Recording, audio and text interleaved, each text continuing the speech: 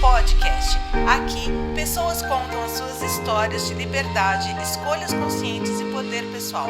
Eu sou a Roberta Stock, mentora de planejamento de vida e liberdade financeira. E estou aqui para te lembrar que o caminho da realização começa por dentro. Respira fundo e vem com a gente. Seja muito bem-vinda, bem-vindo ao Sim, Ela Podcast. E hoje eu tô com uma pessoa aqui incrível, mas antes de apresentar, não esquece, curte esse episódio, porque eu já sei que você vai gostar, porque essa história tá incrível que eu tô trazendo hoje pra vocês. E se depois que vocês assistirem, vocês ainda acharem que merece ser compartilhada com alguém, compartilha. Se você conhece alguém que teve uma história parecida, uma história que realmente tocou no fundo do seu coração, passa para essa pessoa, que essa pessoa vai se sentir especial de saber que você lembrou dessa história e falou, ouve isso daqui, escuta isso daqui. Aqui com uma pessoa que diz tudo pelo olhar. Essa pessoa vai contar uma história hoje pra gente sobre mães de UTI. Ale Platania, seja muito bem-vinda ao Sim, Ela Podcast. Obrigada. E muito obrigada Agradeço por você compartilhar essa história, que eu sei que é uma história de superação, é uma história que me comoveu muito. Quando você me contou essa história, foram duas pessoas chorando ali, né? E mesmo eu não sendo mãe, né, tendo feito essa opção, eu entendo esse lado maternal, mas de um lado de fora. Eu quero que hoje você passe o lado de dentro da tua experiência. Bem-vinda, se apresenta para quem está te ouvindo. Obrigada, meu nome é Alessandra. Obrigada, eu agradeço muito o convite. É uma história minha de vida muito particular, que poucas pessoas sabem e vão saber muitas agora. Eu espero ajudar muito quem não sabia e até por uma prevenção mesmo. E eu acho que vai ser muito importante esse bate-papo nosso. E quem é a Alessandra? Alessandra é uma mulher de quase 48 anos, mãe de 3 filhos, casada. Sou instrumentadora cirúrgica da cirurgia cardíaca há 25 anos. Uma mulher muito mudada ao longo do tempo. Eu acho que a vida deu voltas e eu amadureci muito rápido, né? Então, é uma mulher que está em uma reconstrução, eu acho. Eu achei que você ia falar que você estava em construção, mas acho que a palavra reconstrução, ela é muito mais adequada para mulheres como nós que já vivemos uma história e que a vida vem, né? Apesar de trabalhar com planejamento, eu sei que a vida acontece. Então, me conta um pouquinho lá de quando você... Me conta um pouquinho de quando você chegou naquele momento maravilhoso da sua vida, que você sempre quis ser mãe. Sim. Não é isso? Me conta um pouquinho da tua primeira gravidez, da tua primeira filha. Bom, eu casei com 36 anos, não tinha tido... A minha experiência mais próxima da maternidade foi com o nascimento da minha primeira sobrinha, que para mim eu falei, é isso que eu quero. Quero ser mãe. Quando eu vi aquele bebê lindo, Júlia nascendo, eu fiquei enlouquecida. Eu falei, eu quero uma Júlia para mim. E aí, anos se passaram, eu casei e engravidei. Bom, primeira coisa, eu descobri que era uma menina. Então, eu falei, nossa, tá tudo caminhando conforme tinha na minha cabeça. Com 20 semanas, tudo transcorria dentro da normalidade. Eu não tinha nenhuma patologia, nada. Com 20 Você semanas. Era atleta? Não era atleta, não fazia nada, porém eu não tinha nem hipertensão, não tinha diabetes, não tinha nada. Nada. Tá, eu tinha entendido que você... Não fazia nada. Tá. E aí, com 20 semanas, 20 para 23 semanas, eu fui deitar um dia e senti uma taquicardia estranha, diferente do que é o normal, um alerta foi. E aí, por ser da área da saúde, fui medir minha pressão, 17/11. E você nunca tinha tido problema de pressão? Nunca tinha tido nem pico hipertensivo. Bom, acendeu, falei, vou para o hospital porque tem alguma coisa errada, né? Não vou me medicar, apesar do meu irmão ser médico. De 16 anos atrás. 16 anos atrás, 2007. Eu tinha 36 anos, super nova. Fui para o hospital, me deram um remédio, me deixaram em repouso, e a médica que me atendeu, acho que já desconfiou de alguma coisa, falou, olha, eu quero que você procure seu obstetra amanhã. Falei, tá bom. Saí dali à noite, no dia seguinte, liguei para o meu obstetra, que na época era o Dr. Ricardo Ramires, que eu falo que a agilidade dele salvou minha vida, não tenho dúvida. Cheguei no consultório dele, ele mediu minha pressão e nem quis me dizer quanto estava. Falou, olha, eu vou te internar, vou fazer uns exames, porque eu estou desconfiado de alguma coisa e eu preciso ter certeza. Me internou, fiquei 2 dias internado. E aí, uma das indicações da pré-eclâmpsia é proteína na urina. É uma urina que você colhe 24 horas e se houver proteína na urina, tirando todos os outros fatores que eu tinha já, o pico hipertensivo, que não baixava, porque não baixa, você não consegue chegar a sua pressão perto da normalidade, né? Ela continua alta. E aí deu a proteína na urina e foi fechado o diagnóstico de pré-eclâmpsia.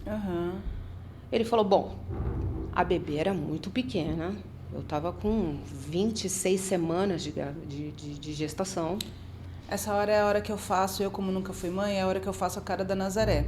O que é 26 semanas? Deixa eu calcular aqui, 5 meses? 5 para 6 meses. Meu de Deus. 5 para 6 meses. E é uma doença que é comédica. Ela começa com 20 semanas, ela já começa a dar indícios, tá? O bebê não está formado. Não. E aí, foi aí que ele falou, ó, a gente vai fazer o seguinte, vamos fazer um ciclo de corticoide para maturar o pulmão do bebê.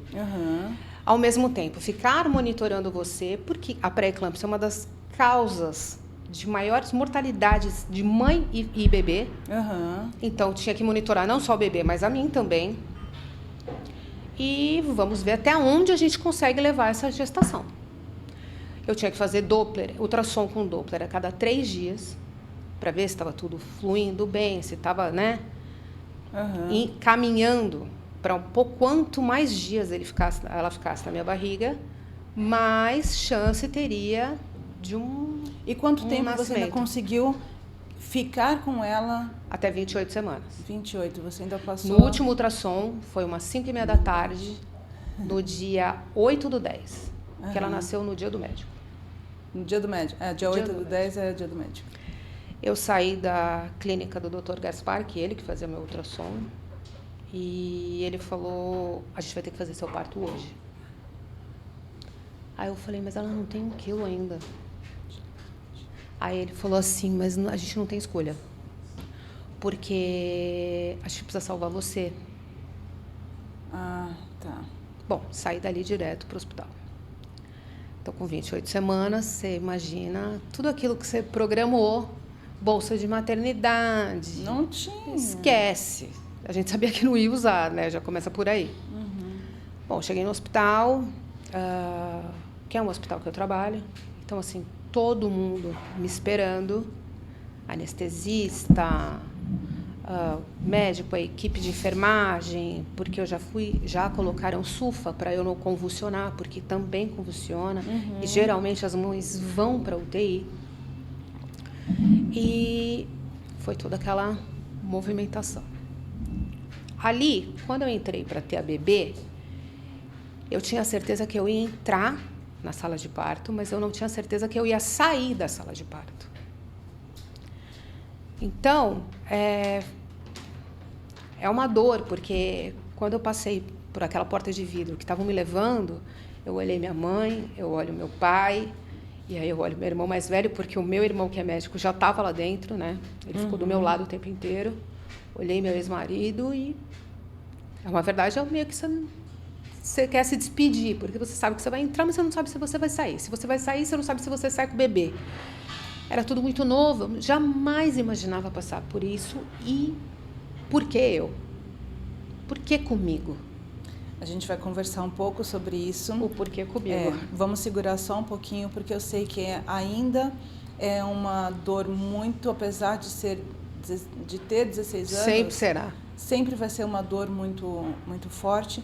Então, eu só vou dar uma pausa aqui para te dar uma respirada, mas segura aí que a gente já volta. É coisa rápida, 2 segundinhos. Então a gente está aqui de volta com a Lê Platania, contando um pouco dessa história, que é uma história de...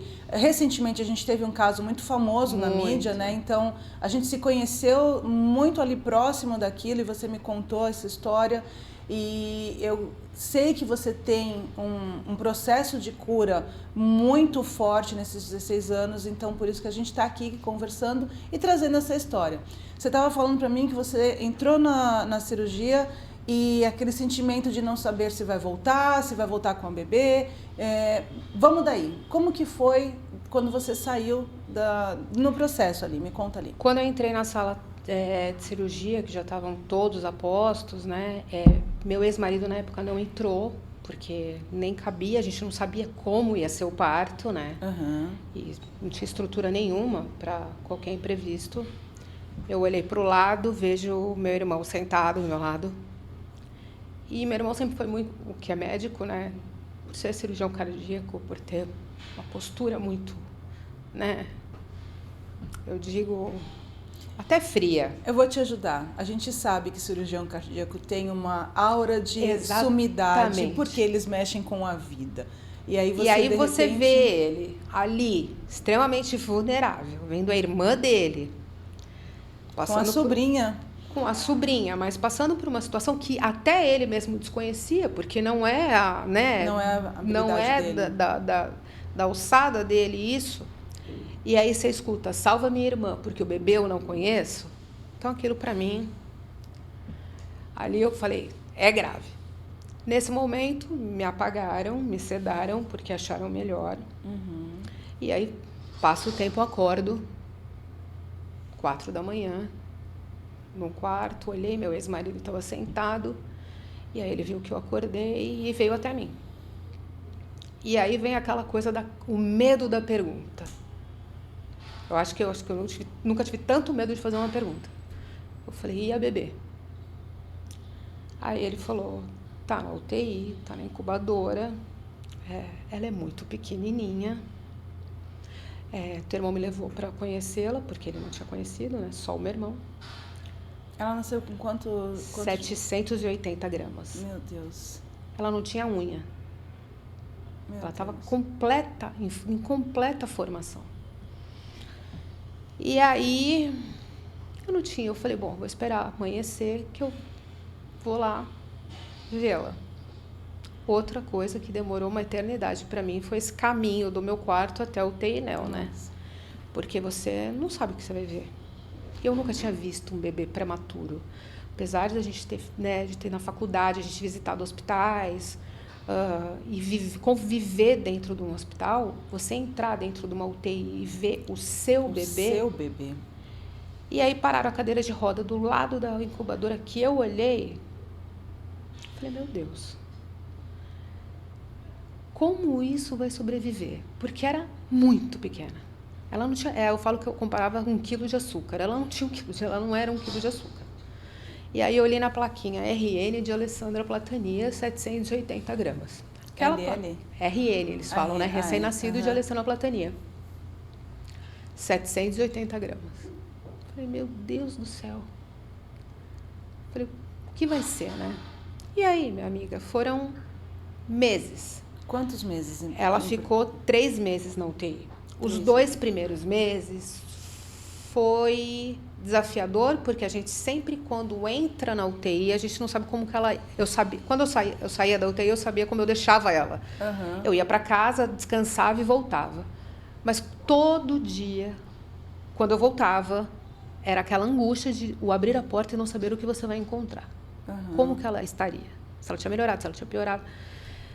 E foi melhorando, e ela foi ganhando peso, ela ganhou 1 quilo, foi uma festa na UTI, porque, querendo ou não, todos os funcionários começaram a ter muito carinho por ela ser muito cotoca. E, além de tudo, você também faz parte da família do hospital. Né? Então ela também era sobrinha de todo mundo. Exatamente, todo mundo, as pessoas da manutenção, do raio-x, todo mundo ia ver minha filha.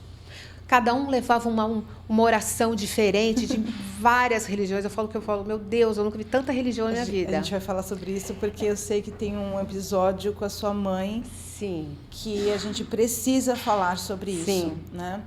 E aí, aquilo foi... Eu tinha certeza que no Natal ela viria comigo para casa. Sabe quando você vai planejando? Ah, no Natal ela vem comigo para casa. Aí chega perto do Natal, putz, Natal não dá para ela vir para casa. No dia 24, ela estava ruinzinha, foi um dia difícil para ela. 24 de dezembro. De dezembro. Eu, angustiada em casa, eu falei, minha mãe, eu quero ir até lá. Aí minha mãe falou, tudo bem. Era umas 10 da noite. Cheguei lá, sentei do lado dela, da incubadora. Nunca pude pegar ela no colo, tá? Nunca. Porque era muito era fio. Tubo, sonda, não tinha como. Até tentaram, mas assim, ela desaturava e aquilo já começava a me dar angústia, e então eu preferia não. Você via que ela estava sofrendo, Sim, né? Era um esforço muito grande para ela, né? Uhum. E aí, nesse dia 24, eu sentei do lado da incubadora e eu escutei um coral no fundo. Natal, né? Era o coral do hospital.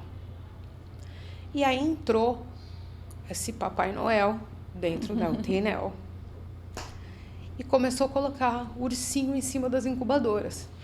Você não tinha me contado isso, hein? Eu não estava preparada para chorar hoje. Quando ele veio até mim e colocou o ursinho em cima da incubadora dela, pelo olhar eu sabia quem era o funcionário. Até hoje eu encontro com ela pelo hospital. E ela me deu um abraço tão forte, que parecia que eu ia entrar dentro dela. Naquele momento, eu comecei a perder um pouco a esperança, porque eu comecei a notar a gravidade que ela estava, né? Bom, me despedi dela, fui para casa, minha mãe aos prantos lá fora escutando o coral. Passou o dia 31 de dezembro, ela continuou um pouco pior, e aí começou a ter uma falência renal. Eu sou da área há muito tempo. E aí eu já sabia que eu não ia conseguir levá-la para casa. Se eu levasse, muito provavelmente ela teria sequelas gravíssimas. Ela ia ter que sair com uma traqueostomia para maturar o pulmão. Eu não sabia neurologicamente como que ela sairia. Então, no dia 13 de janeiro, ela estava bem mal, já fazendo diálise. Eu saí do hospital e eu já estava meio brigada com Deus. Eu falo que eu realmente briguei com ele. Eu entrei no meu carro, minha mãe entrou comigo, e aí eu vim do hospital até a ponta da praia em surto, porque parecia que não era minha mãe que estava do meu lado, parecia que eu estava conversando com Deus. Conversando não, né? Porque eu só brigava. Por que comigo? Eu falava. Por que eu? Por que o senhor faz isso comigo? Que Deus é esse? E aí entrei, eu não conseguia parar. Posso só falar uma frase que me marcou muito quando você falou isso? Por que comigo? Se tem mulher na rua, craquenta, eu falava, então, que tem filho aí, eu falei assim, tem mulheres que usam crack. As crianças nascem com 5 quilos e com dente. Eu falava, por que comigo? Porque eu fiz tudo certo. E aí fui até a ponta da praia reclamando com Deus. E a sua mãe? Do meu lado, muda. Deus, mudinha. Muda, ela não abriu a boca. Porque eu acho que ela estava tentando processar o que eu estava falando. Porque acho que ela falou, bom, agora ela entrou em surto, ela está nesse momento, eu vou deixar ela desabafar. E deixou até a hora que ela virou para mim, me parou assim no semáforo. Eu falo que acho que foi o pior momento e o melhor momento, porque ela me trouxe a realidade. Ela me virou e falou, por que não você? E aí eu tomei aquele... Por que não você? O que você tem de diferente das outras mães que estão lá? Por quê? Porque você é vaidosa, porque você é arrogante. Você não consegue se imaginar num lugar de sofrimento? As outras podem. A sua filha é melhor do que os filhos dos outros que estão na mesma situação que a sua. Ou pior. Falou, não seja egoísta, você está sendo egoísta. Prepotente. Não arrume culpado. Não tem culpado. Aconteceu e tinha que ser com você. Quem sabe agora você amadurece. Quem sabe agora você para com essa sua prepotência. E aí foi um soco no estômago, né? Porque não deve ter sido fácil falar isso pra mim, ela como mãe. E aí eu não consegui rebater uma palavra, tá? Eu fiquei quieta, cheguei em casa. Antes de entrar no banho, eu sempre chorei muito no chuveiro. Sempre, porque eu acho que vai embora, leva, e é o momento que você está em paz com você embaixo do chuveiro. E antes ela sabe. Mãe, é o único momento que você está sozinha, né? Principalmente. E ela sabia que eu ia fazer isso. Ela me conhecia com uma palma da mão dela. Ela me segurou antes de entrar no banho e falou assim: posso te dar um último conselho? Eu falei: pode. Ela falou assim: peça para Deus ter piedade dela, não de você. Uau. Porque você é uma mulher adulta, você tem uma família toda do seu lado. Só que quem está sofrendo naquela UTI é ela. Eu estou perdendo minha neta, mas eu não vou admitir perder minha filha. Aí aquilo, eu entrei no chuveiro, chorei tudo que eu tinha para chorar, pedi desculpa para ele, óbvio.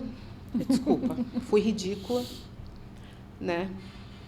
Falei, tenha pena mesmo dela. Se o senhor acha que o senhor tem que levar ela com o senhor, leve, porque eu vou me refazer. Curada não vamos ficar nunca. Entender também não. Eu falo que a gente compreende para ter um acalanto no coração. A mãe que perde um filho, ela nunca vai superar. Ela vai tentar entender para diminuir a dor dela. Os filhos, quando perdem os pais, viram órfãos, né? Mãe, quando perde filho, não tem nem nome. Se você preferir. No dicionário não existe. Então, foi difícil essa minha conversa com ele. Você pedir para ele levar a sua filha, porque o sofrimento dela era muito maior e eu não conseguia me imaginar. Ia ser muita vaidade minha, muita... Egoísmo, né? meu, querer ela ali numa cama só para tê-la perto.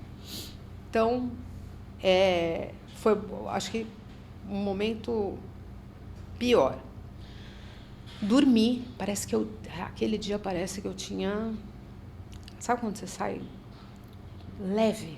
Acho que foi o primeiro dia que você dormiu em meses. Eu dormi em meses, eu desliguei, parece que desarmou o disjuntor. Quando foi 4 da manhã, tocou o telefone na minha casa. No mesmo dia? Na madrugada. Na madrugada. Do dia 14. Falando, Ale, a Eloá não tá bem. Esse Ale, a Eloá não tá bem, eu já sabia. Liguei pro meu irmão, que é médico. Falei, me ligaram do hospital que a Eloá não tá bem. Aí ele falou, eu tô indo pra lá. Aí eu também fui correndo. Que eu abri... Aí é aquela coisa, né? O abrir a porta da UTI pra mim, toda vez era uma crise que eu tinha de ansiedade, mas eu tinha que abrir. Que eu abri a porta da UTI e estavam massageando ela. Aí estavam massageando ela, eu fiquei parada. Eu não tinha força nem para ir para frente, nem para ir para trás, nem para sentar, nada. Fiquei parada. E aí eu olhei o monitor cardíaco, não tinha curva alguma. Ou seja, ela já tinha ido.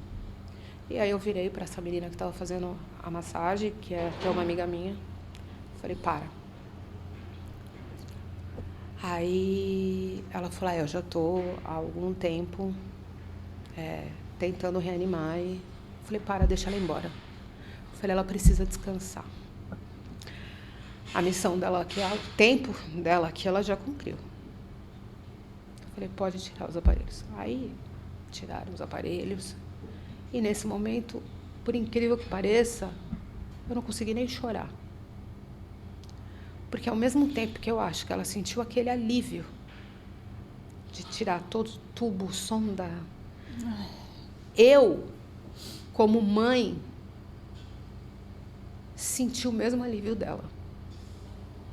Então eu falo que quando uma mulher vai para uma maternidade, ela tem todo um planejamento. Por isso que eu falei para vocês, hoje em dia eu não planejo as coisas muito a longo prazo. Porque o longo prazo meu, às vezes, não coincide com o dele. E quando ela vai ganhar o bebê, que todo mundo fala, você vai ganhar o bebê, você vai ganhar o bebê aonde? Você vai ganhar? Realmente é um presente. E quando você sai da maternidade sem o seu bebê nos braços, é uma dor que não dá para escrever. E ainda mais quando você não sai com ele.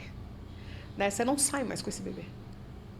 Você sepultar seu filho, eu acho que é uma dor que não tem nome. Ale, eu preciso te perguntar isso e você fica à vontade de responder.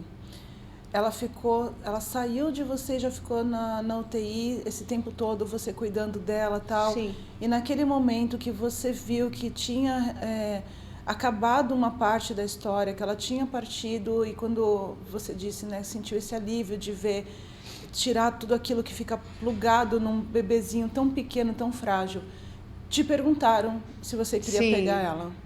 Qual foi a tua reação? Tem pessoas que vão entender. É por isso que eu tô te me perguntando. entender, e tem pessoas que vão falar, mas como ela não quis? A enfermeira chegou para mim, uma grande amiga minha, falou, eu nunca tinha pego ela no colo, como eu falei. Ela falou, você quer pegar ela no colo? E eu, na hora, falei, não. Falei, porque Deus não me deixou pegar ela viva no colo. E eu não quero pegar ela morta. Porque isso, eu acho que se eu pegasse ela no colo, morta, eu acho que eu nunca mais eu ia me refazer. Eu acho que eu não ia conseguir devolver. Não ia. Eu acho que para mim ia ser o pior. Eu ver ela ali e aí levarem ela, para mim, para o meu entendimento, acho que foi a melhor decisão que eu pude tomar naquele momento. Aí você falou para mim, depois de 16 anos, você se arrepende? Não me arrependo. Porque eu ainda acho que se eu pegasse ela naquele momento no colo, eu não seria a Alessandra que eu sou hoje. Eu não ia ter essa maturidade que eu tenho hoje. Eu acho que eu teria tido sérios problemas, porque eu não ia conseguir me desapegar daquele corpo. Não ia. Eu ia querer enfiar dentro de mim, da minha barriga de novo.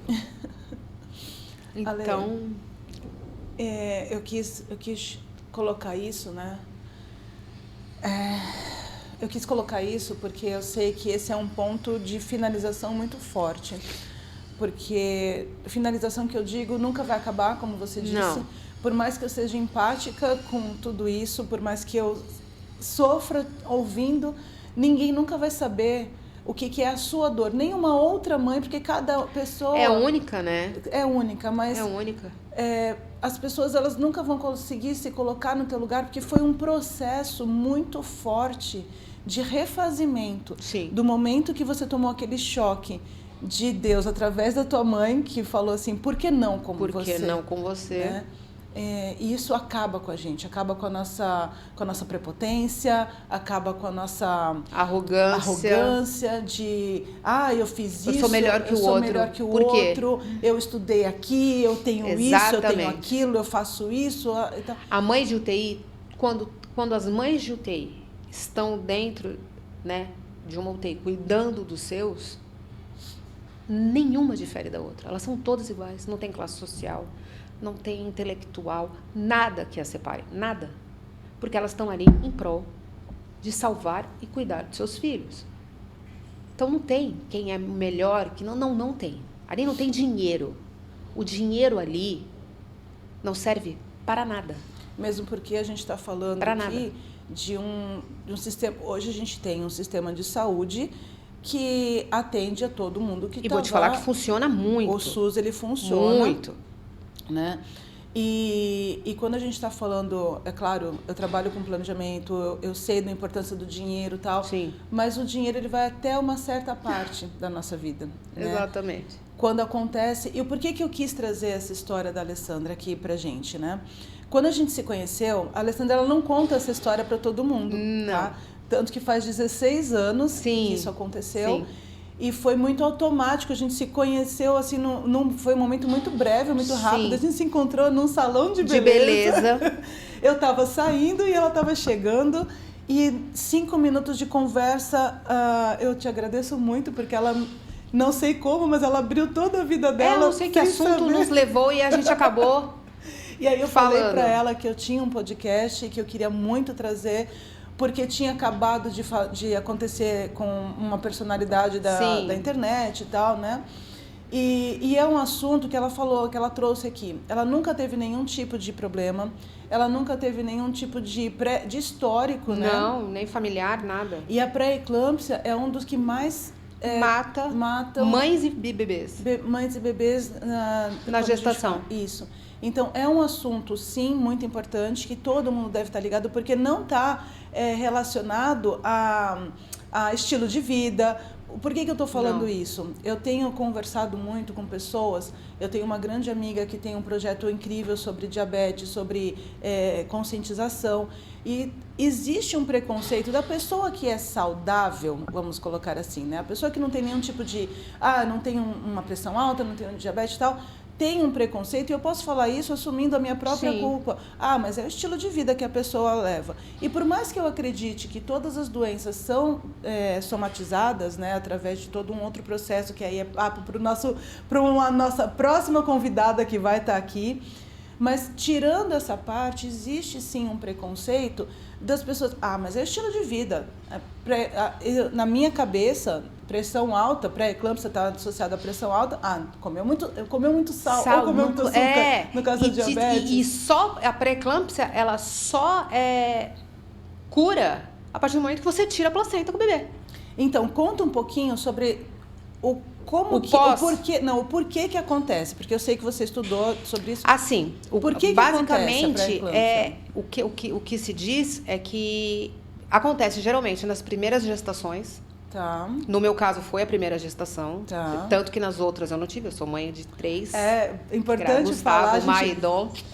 Mamãe, vocês salvaram a mamãe. A gente vai falar sobre isso. Perto da 20ª semana. E aí vem alterações, que é pressão alta, mão formigando, dor de cabeça, membros inchados, que se confundem na gravidez, né? Porque às vezes você olha um pé inchado e você fala, meu pé tá inchado é da gravidez. Minha mão tá formigando é porque tá passando mais fluxo. Então, assim, as pessoas, o que eu acho que é importante é o obstetra, ele tem que ter um olhar, ele salva a mãe. Óbvio que tem muitos bebês que conseguem, que sobrevivem. Teve histórias de bebês com 500 gramas que sobreviveu. Hoje a gente tem a medicina evoluiu muito, né? Em compensação tem o caso da Lesha, que é essa que ela não tinha histórico também nenhum, dançarina, né, uma vida extremamente ativa, e aconteceu a mesma coisa e quase morreu, porque ela quase morreu de fato, ficou numa UTI, e o bebê dela ficou 3 dias. Então, assim, acomete mesmo. Então, a prevenção, o que faz a prevenção da pré-eclâmpsia é o acompanhamento médico, único e exclusivamente. É o pré-natal. É estar atento e conhecer. Se conhece uma grávida, se sua irmã, sua tia, sei lá quem, está grávida, mostre os sinais. Olha, medir pressão é imprescindível.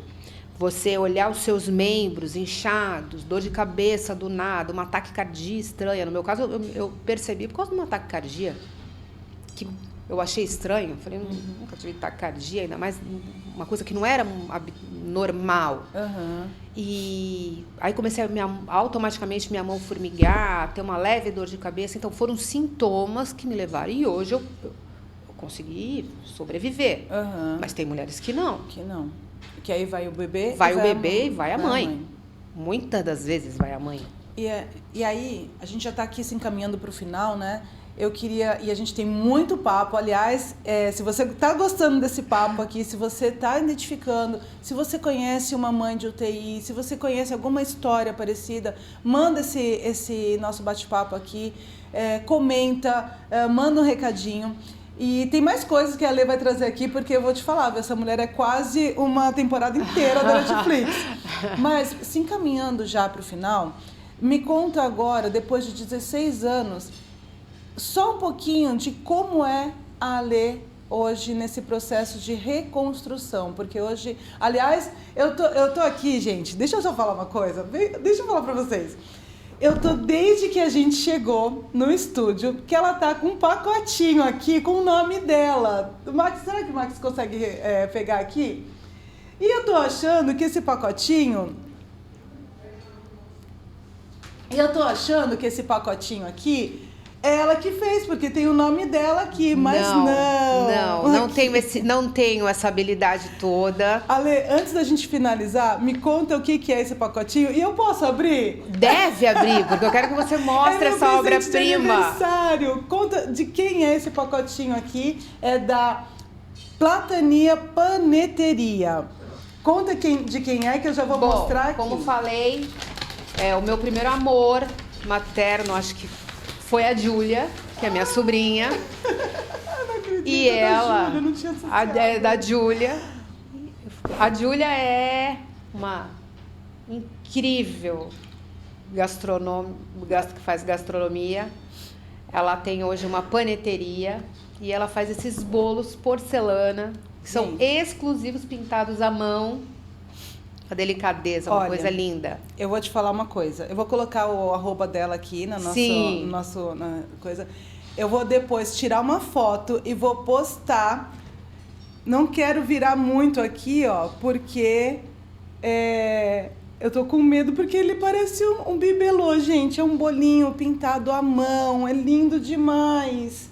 Vou tirar fotos, vou postar. Não vou aguentar. Isso eu já sabia. E vou colocar o arroba da Júlia. Ale, eu não tinha associado que essa paneteria era da Júlia. Você falou da sua sobrinha, mas eu não tinha ainda feito essa conexão. É da Júlia. A sua primeira paixão. Foi a minha primeira paixão materna. Eu falo que a Júlia, até hoje, eu sou madrinha dela. A Júlia, ela despertou a mãe naquele momento que ela nasceu, que eu estava na sala de parto. Ela despertou a mãe em mim. Então, eu tenho muito carinho por ela e sou muito fã do trabalho dela. Júlia, eu também já sou fã de você. Eu nem comi. Esse daqui é o tipo de coisa que a gente come com os olhos, literalmente. Com os olhos. E com o coração, porque é feito com muito amor. Tem que ser, porque é um trabalho é uma muito pintura delicado, incrível. Gente, é muito delicado. Parece realmente uma obra de arte. Então, Júlia, ó, meu coraçãozinho pra você aqui, ó, que eu já te amo. E, Ale, então fala assim pra gente finalizar, por hoje, né? Por hoje. Quem é a Alê hoje? Que eu sei que hoje você já já casou de novo. A Alê de hoje é uma Alê... Eu acho que eu posso dizer que eu sou uma mulher realizada. Eu tenho um marido que é incrível, o Paulo. A gente construiu uma família muito linda.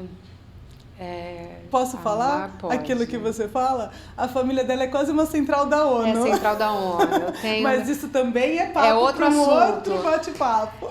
Eu tenho o Gustavo, que é o filho do Luciano, que é do meu primeiro casamento, irmão da Eloá, que tem 14 anos, e sou mãe da Maia, de 6, e do Dom, de 4. Eu falo que Deus não me tirou nada, né? Antigamente falava, Deus me tirou uma filha. Não, Deus não me tirou nada. Ele só me deu. Então, a minha briga com ele ficou lá atrás e hoje eu sou extremamente grata a tudo que ele me deu, né? A família que ele me deu, aos irmãos que eu tenho. Ele levou, assim, meus pais foram embora e eu tenho 2 irmãos que são, assim, minha base. E eu sou uma mulher muito feliz, eu sou uma mulher muito grata. Um pouco machucada, né? Como todas nós, mas eu tenho muito mais hoje a agradecer do que a pedir. Muito, sem dúvida nenhuma. Hoje eu sou uma mulher grata. Olha, geralmente eu peço para encerrar com uma frase, com algum conselho, mas eu queria te pedir licença para encerrar. Você falou a sua mãe não está mais aqui nesse plano, né? Eu vou encerrar com isso que ela passou, porque serviu para mim também. Então, quando acontece alguma coisa com a gente, né? E aqui eu queria falar bem pertinho para você que está aqui me ouvindo. Quando acontece alguma coisa com a gente fica nesse lugar de, por que comigo? Lembra, por que não com você? Porque pode ser que com você tem mais estrutura para aguentar e também para aprender a que eles são. Por mais que seja dolorido, e eu não faço ideia de como é perder um filho, mas por mais que seja dolorido, fica sempre uma lição, porque com certeza a Eloá veio, ela foi desse plano, mas ela ficou para sempre com uma outra Alessandra. Ela me transformou, com isso. certeza. Então, me fez ser uma mãe melhor. Para os seus 3 filhos que vieram depois. Para os meus 3 filhos que vieram depois. Gente, olha, eu vou encerrando por aqui, mas não dá para falar que não vou trazer a Alessandra aqui de novo. Então, se você gostou desse bate-papo, não esquece, curte, comenta aqui, deixa o seu carinho para a Alessandra, deixa o seu carinho para outras mães que também passam por isso. Olha com um pouco mais de empatia para aquelas pessoas que têm algum tipo... A gente nunca sabe, né, quem está do nosso lado. Então, por hoje, eu tô ficando por aqui, mas eu volto. Fica por aí. Beijo! Adorei.